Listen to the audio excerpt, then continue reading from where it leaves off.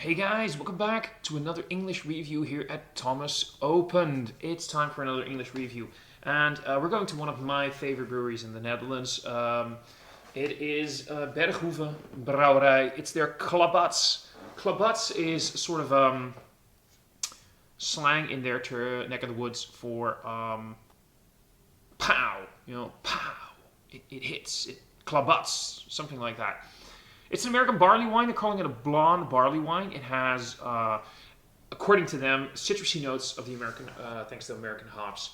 This is a description we often use in the Netherlands for people to sort of who are not very much into the craft beer scene yet, but are liking a lot more than just their standard blondes and triples, to sort of implicate that there's more going on than just the usual. It's a blonde barley wine, so it's not very dark barley wine. I can already tell from the way it looks in the bottle. It's not all that dark. It has a 10% ABV, pale and wheat malts, hops, and of course yeast, water. Yeah, I visited their brewery not that long ago. Wow, no, I say that was last summer. That's actually over half a year ago. Had a great tour there for Beer Geeks TV. It's a fantastic place. They have one of the best barrel aging programs in the Netherlands. They have an imperial stout called Zwarte Snor, Black Mustache. It's fantastic. It's amazing, and they barrel age on so many different kinds of stuff. Bourbon barrels, several kinds of single malt barrels. It's amazing, and other beers are barrel aged there as well. They have a barley wine that I can't wait to try. I'm gonna do a side by side of the non-barrel aged and the barrel aged soon. It's a barley wine barrel aged in red wine. Barley wine and red wine. That's one of my favorite combinations. But what we have here is their American barley wine, the Klabats. 10% ABV, like I said. I'm looking forward to it. I love their stuff. Had several of their beers. That was a lot. Ooh, I'm gonna have to be careful with this one because there's more carbonation in here than I expected, and I can already see it coming up a little bit, so I'm gonna have to really open this very carefully. I'm glad I took my time opening this. And I do that with a lot of beers these days because I've had a few accidents. One of them was an English review not that long ago where you could see I actually put the damn bottle to my mouth. So yeah, let's pour this one. So as you can see, well, it's highly carbonated. This one is highly carbonated. I am definitely going to have to give this, look at that. That is carbonated. So when they say blonde barley wine, when you think about barley wines, they have they come in a wide variety of hues. We all know that. They vary from very dark, the black barley wines, to kind of light like this. As long as you get the flavor profile right, that's what it's all about. It's got a pretty white, creamy head on it, thick. I'm going to pour a little bit in there very gently. We're going to leave it at that. So as you can see, this thing has a very white, nearly white head. For you guys, what? Pale white on camera. It tends to be slightly off-white for me, and it really has that gorgeous, honey caramelly color going on. I love it. It looks fantastic. Let's see what she does in the nose. Yeah, you get your big malt profile, but you definitely get those hoppy notes. You get like citra. It's a bit citra. Wouldn't be surprised if there's citra in here. But you get those citrusy notes, that sort of marmalade-y, caramelly, orange thing with a little bit of lemon. There's a lovely yeast profile there going on as well. Yeah, that's actually very nice. It hides the ABV pretty well, if I have to say.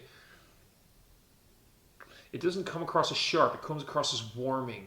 You're aware that you're having a bigger beer, but it doesn't come off sharp. It has that warming effect in the nose. I'd almost think that there would be rye in here. It has a sort of a spicy note, a little bit. Smelling quite nice. I'm gonna have to dive in, guys, and see what she does in terms of flavor. Cheers.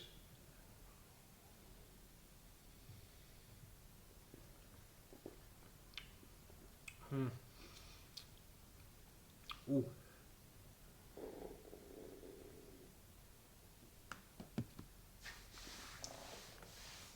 Has a bit candied fruits. You know what I mean? Sweet, big, potent. Still got the citrusy notes. Got a lovely bitter back end, by the way. Lots of bitterness there. Loving it a lot. But lots of candied fruits. Like, it sort of reminds me a little bit of Turkish Delight in a way. With that sweetness. Which is very well balanced, again, with the bitterness from the hops. Not a lot of bitterness from roasted malts here, because as you can see, it's kind of light. But these barley wines, they can go all the way when it comes to the kinds of malts they use and how dark they are. And this one, yeah, it's got an interesting yeasty back end in a good way.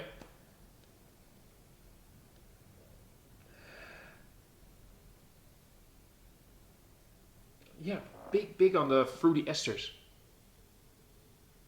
I could smell this all day.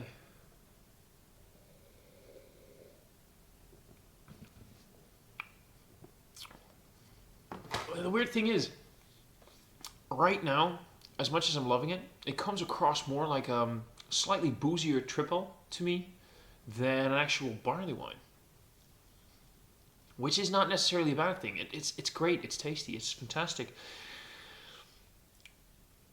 But there's a few characteristics from barley wines that I'm missing here a little bit.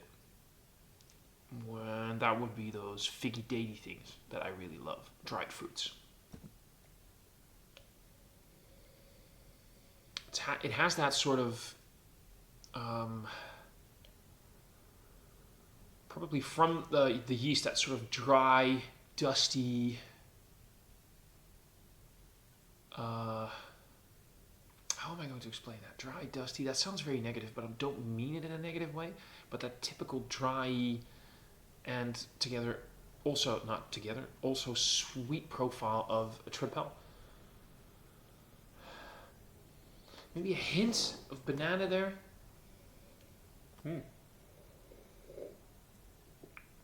I think this is a beer that really will require some time and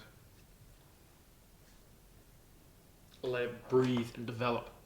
I don't think this is a beer that you can really quantify in 10 minutes or less. I'm going to see what happens if I pour in a little bit more.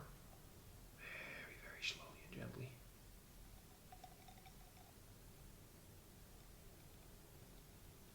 I have no idea if there's any secondary fermentation in the bottle going on. I would say it should. Oh, definitely. Yeah, I can see that it's... Oh, there we go. Pouring all of that in there.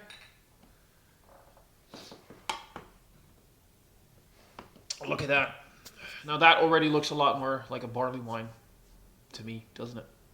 It now really has that murky, cloudy appearance. It's got a bit darker, very big fluffy head on it. But still, that profile reminds me a lot of a triple. A Belgian strong ale. Maybe that's a better description. It's more of a Belgian strong ale to me than a barley wine. Having said that, though, I love it. And I have no problems giving this a 4 out of 5. This is eminently quaffable. This is a dangerous beer. This is a very drinkable beer. This is a very delicious beer. And I'm enjoying the hell out of it. And I'm going to be enjoying the hell out of it for a little bit longer. And I really have to take my time. Because like I said, it's quaffable. You really want to keep on drinking this one. And maybe if you were to have a second bottle lying around, open a second one. And that, my friends, is the sign of a good beer. I'm going to give this 4 out of 5. I am enjoying the heck out of this. And it's proving to me again why I love Berghoeve as a brewery. If you're ever in the Netherlands, if you're in the neck of the woods, Google Berghoeve Brewery. Berghoeve Brouwerij. And you can find them, visit them, try some of their beers. You will not be disappointed, especially if you're into your barrel-aged imperial stouts. Find the Zwarte Snor, any of its barrel-aged varieties, and you're going to enjoy the heck out of it. And I think that's where I'm going to leave this review. If I don't forget, I'm going to put a link to the website in the description box below. You will also find links to my social media, and you will find a link to the Dutch Beer Collective. If you liked the video, click like. If you really, really liked it, click subscribe. And I will see you guys in another review. Cheers.